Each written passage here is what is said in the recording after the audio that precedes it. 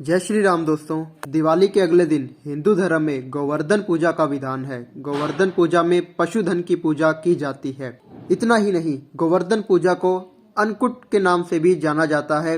इस दिन गाय और बछड़ों की पूजा का विधान है। इस दिन भगवान श्री कृष्ण को 56 भोग लगाया जाता है। साथ ही और भी कई परंपराएं इस त्योहार से जुड़ी हुई हैं। पौराणिक कथा के अनुसार गोवर्धन पूजा भगवान श्री कृष्ण से जुड़ी है। मान्यता है कि श्री कृष्ण ने इंद्रदेव के प्रकोप से गोकुल वासियों को बचाने के लिए गोवर्धन पर्वत को अपनी उंगली पर उठा लिया था। इससे सभी गोकुल वासियों की रक्षा हुई और इंद्रदेव का घमंड टूट गया। तभी से इस दिन गोवर्धन के रूप में मनाने की परंपरा चली आ रही है। गोवर्धन पूजा का शुभ मुहूर्त सुबह 8 बजे से लेकर 10:47 तक होगा।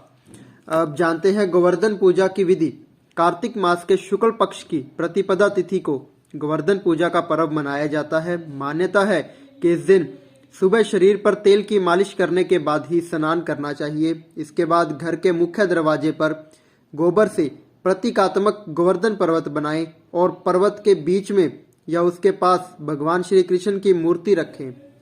अब गोबर से बनाए गए गोवर्धन पर्वत और भगवान श्री कृष्ण को विभिन्न प्रकार के पकवान और मिठाइयों का भोग लगाएं। इतना ही नहीं, इस दिन देवराज इंद्र, वरुण, अग्नि और राजा बलि की पूजा भी करें। इसके बाद कथा सुने और आसपास लोगों को सुनाएं। प्रसाद के रूप में दही चीनी का मिश्रण लोगों में बांटें। पूजा और भोग के बाद किसी ब्राह्मण को भोजन करवाकर उसे दान दक्षिणा देकर प्रसन्न करें।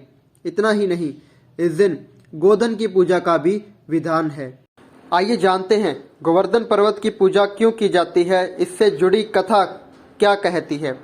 एक बार गांव वालों को इंद्र देवता की पूजा करते देख भगवान श्री कृष्ण ने पूजा करते देखा तो इसका कारण पूछा। तब गांव वालों ने बताया कि वे वर्षा करते हैं जिससे अन्न पैदा होता है और उसी से हमारा भरण पोषण होता है।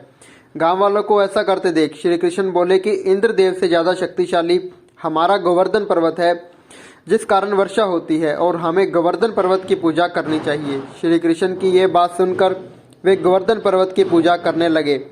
गांव वालों को पर्वत की पूजा करते देख इंद्रदेव क्रोधित हो गए और मूसलाधार बारिश शुरू कर दी।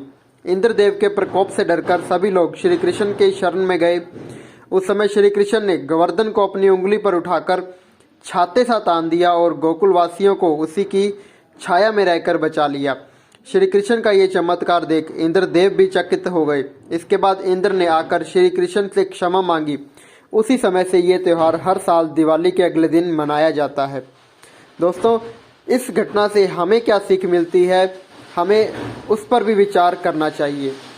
इस घटना के माध्यम से श्री कृष्ण ने बताया है कि भ्रष्टाचार बढ़ाने में दो पक्षों का हाथ होता है। एक कर्तव्यों के पालन के लिए अनुचित लाभ की मांग करता है, दूसरा जो ऐसी मांगों पर बिना विचार और विरोध के लाभ पहुंचाने का काम करता है। माना इंद्रदेव मेघों के राजा है, लेकिन वर्षा करना उनका कर्तव्य है और वर्षा के लिए उनकी पूजा करना या यज्ञ करना उचित नहीं है। श्री कृष्ण के अनुसार अनुचित मांगों पर विरोध जरूरी है। जय श्री राम दोस्त।